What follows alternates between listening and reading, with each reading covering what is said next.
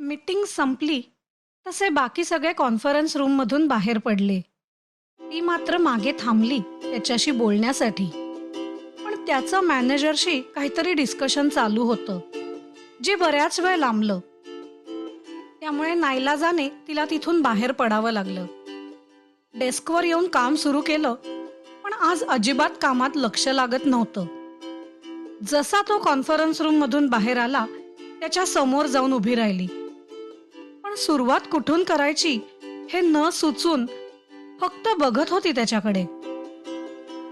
आधीपेक्षा किती छान दिसायला लागलाय हा, आणि त्यात फॉर्मल्स, हा चष्मा. उफ.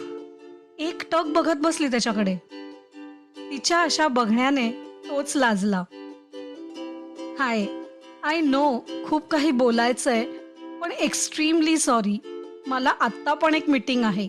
आपण नंतर नक्की बोलू, तो म्हणाला. त्यावर ओके म्हणत निराश होऊन पुन्हा आपल्या डेस्कवर जाऊन बसली. तिची घालमेल तो लांबून बघत होता. खूप वाट बघितलीये मी या क्षणाची. थोडी वाट तूही बघ. बट आय प्रॉमिस, हा दुरावा आता संपलाय.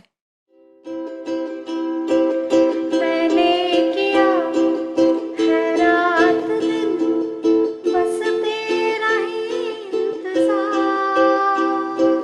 तेरे बिना आता नहीं एक पल मुझे अब करार, हमदम मेरा मिल गया, हम तुम न होंगे जुदा, हमदम मेरा मिल गया, अब हम न होंगे जुदा, तुमसे मिलके कैसा लगा, तुमसे मिलके अरमां हुए पूरे दिल के, ऐ मेरी जाने वफा, तेरी मेरी मेरी तेरी एक जान है, साथ तेरे रहेंगे सदा, तुमसे न होंगे जुदा.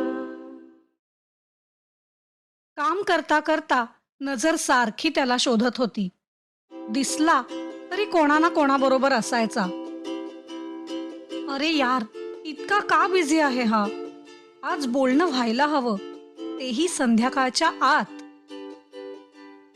परवा आईबाबांनी लग्नाचा विषय काढला, तेव्हा आपलं काही कोणावर प्रेम नाही, सो अरेंज मॅरेजसाठी तयार असल्याचं तिनं सांगितलं. म्हणून आलेल्या स्थळाला 2 दिवसांनी लगेचच भेटायचं ठरलं. त्याप्रमाणे आज संध्याकाळी चहा पोहे कार्यक्रम होता तिच्या घरी. पण ध्यानी मनी नसताना अचानक हा समोर आला. आता काय करायचं? असं नाही की ती त्याच्या खूप प्रेमात होती, पण आवडला होता तिलाही तो.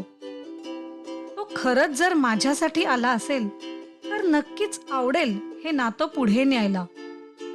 आपल्यावर प्रेम करणारं कोणीतरी आहे हे फिलिंगच किती मस्त आहे, नाही? पण असं काही नसेल तर? ह्या विचाराने मात्र मनात दुखलंच, वाईट वाटलं. बघू, आधी बोलून तर घेऊ. पण समहाव दिवसभर तो वेगवेगळ्या मीटिंग्स मध्ये अडकला होता. ऑफिस संपायची वेळ झाली तरी तो भेटला नाही. घरून सारखे फोन यायला लागले, लवकर ये, ती मंडळी येतच असतील. आता मात्र तिचा नाईलाज झाला. निघावं लागणार होतं ऑफिसमधून. तरी एकदा भेटतो का बघावं म्हणून त्याला शोधत होती. तेवढ्यात फोनवर एक मेसेज आला. सॉरी, आज बोलता नाही आलं. उद्या ऑफिस झाल्यावर कॉफी शॉपमध्ये भेटून बोलू, नक्की.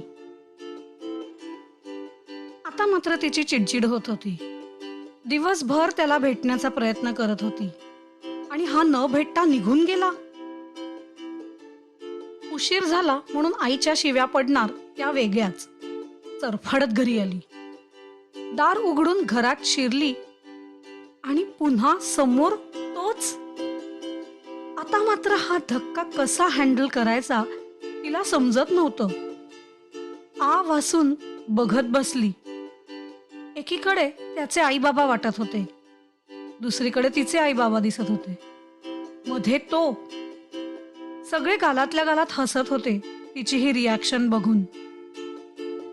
ओह, म्हणजे हे सगळं प्लॅन करून होतं तर. आई बाबा तुम्हीही. काय हो बाबा, म्हणत बाबांच्या कुशीत शिरली. आनंद आणि लाजरं हसू जे लपवायचं होतं त्याच्यापासून. तो तिच्या समोर आला. मला घुमवून फिरवून बोलता येणार नाही किंवा खूप रोमॅन्टिकही कदाचित जमणार नाही.